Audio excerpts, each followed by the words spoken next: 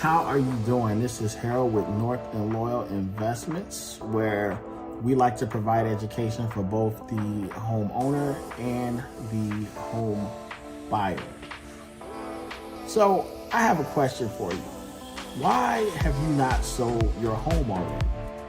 We are experiencing one of the fastest growing real estate markets in the history of real estate.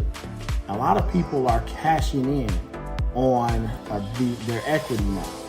So if you own a home, why have you decided to not sell? Now I will tell you this, I own a condominium in Chicago, and it is our primary residence, and we have not sold in this market. And honestly, the reason we have not sold is because my wife, she doesn't want to sell, and I respect that, and I'm okay with that. But I wanted to make this video to give you, you homeowners, a little bit of insight into home ownership. So I hear a lot of people today, who sell, they're saying we're taking advantage of the market and we're making $100, $200, $1,000. We're getting all of this money over asking price. My wife and I did an exercise the other day, and it was, admittedly it was a back of the napkin exercise, but it was real high level. But we wanted to calculate just our cash on cash return if we were to sell today. We purchased this condominium about 7 years ago, and we've been building equity since then, and we have an appreciable amount of equity in our home right now. So we calculated or figured, and it's funny because our upstairs neighbor literally just sold their condo probably 3 months ago. So we have a great comp. So we went off of that comp, and we just estimated how much we paid towards interest in terms of our mortgage, how much do we currently owe on our mortgage, and we subtracted what we owe from the amount we feel we can sell it for. So that is our equity.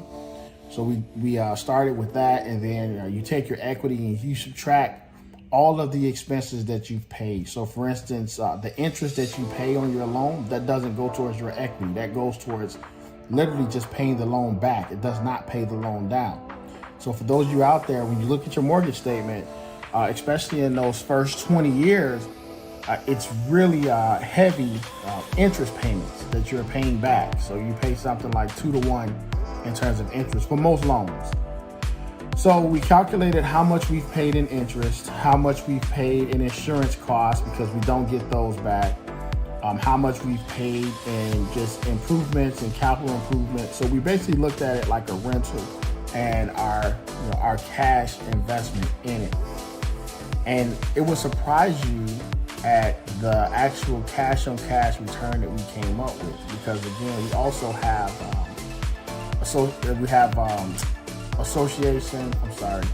we have assessments that we have to pay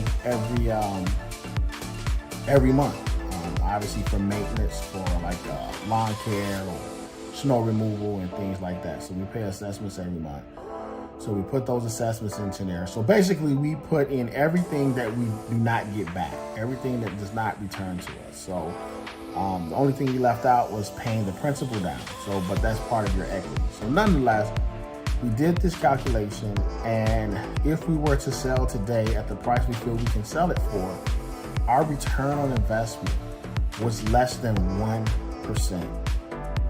Yes, less than 1%.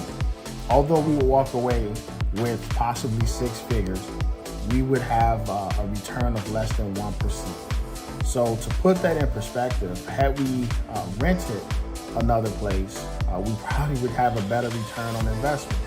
Now, I know a lot of people say that renting is making the landlord rich. It's not always the case. There are certain places where you have neighborhoods that are, so they're all ranked, so A, B, C, D. So your A neighborhoods, a lot of those landlords are breaking even, if not losing a bit of money to rent those places out, because they know over time they'll get a return either in equity or as they continue to raise the rents with the standards of the economy. The other thing is some owners that we found they actually own their place outright. So they're able to charge less than what they would sell it for and get a mortgage on. So you're going in and you're actually paying less than what you would have paid if you were to actually purchase the home. And the only reason we know this is because we've recently been looking at renting condos in the downtown area. And these are buildings where condos are for sale, and we've done numbers and we're like, wow, if we own this condo, our mortgage or principal, interest, taxes and insurance and assessments and all of that would actually be more than what they're asking for rent. So not every case out there equals landlord is getting rich off of your rent. As a matter of fact, you know, we realized that if we went and rented out somewhere and saved the difference between what we were paying for rent and what we would have paid for mortgage, at the end of 10 years, if we were to rent that place for 10 years, we'd actually be in the positive, as opposed to right now, after 7 years, we're looking at less than a 1% return on our investment. So I know it sounds counterintuitive, because what we do as part of our company is buy, fix, and sell homes to homeowners. But we also like to sell it to investors too. But if you're a homeowner, I would say there's nothing wrong with purchasing your home. I just think there's a misconception where people says my home is my biggest asset. Your home is nothing but a low interest paying bank account. That's all it is. And if you think it's anything more, then you're mistaking yourself. The other thing about it is it's a potentially volatile low interest paying bank account, because you are subject to the ups and downs of the real estate market. So right now we're in a very hot market. Who knows what happens 3 months from now? Who knows what happens 2 years from now when the feds are scheduled to raise interest rates? The gold mine that you're sitting on now may turn to coal. Well, I guess that's not necessarily horrible, but you guys understand what I'm saying. It may turn into a situation where your equity disappears because of the real estate market going cold.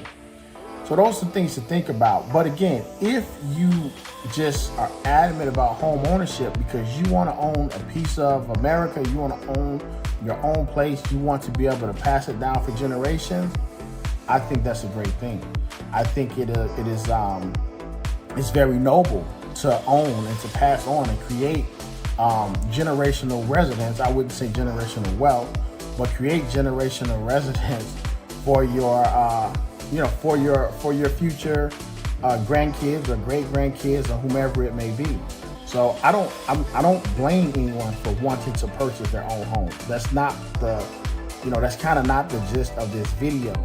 This video is just to give really just a high level, unbiased view of the financial impact of home ownership. So that's all this was. But let me know if you were surprised at just the low return that we came up with. If you're interested in how we calculated those numbers, just put a comment in the comment section below. Also, if you're ever looking to sell your home, please think of us. Again, we're North and Loyal Management, and we're looking forward to working with you.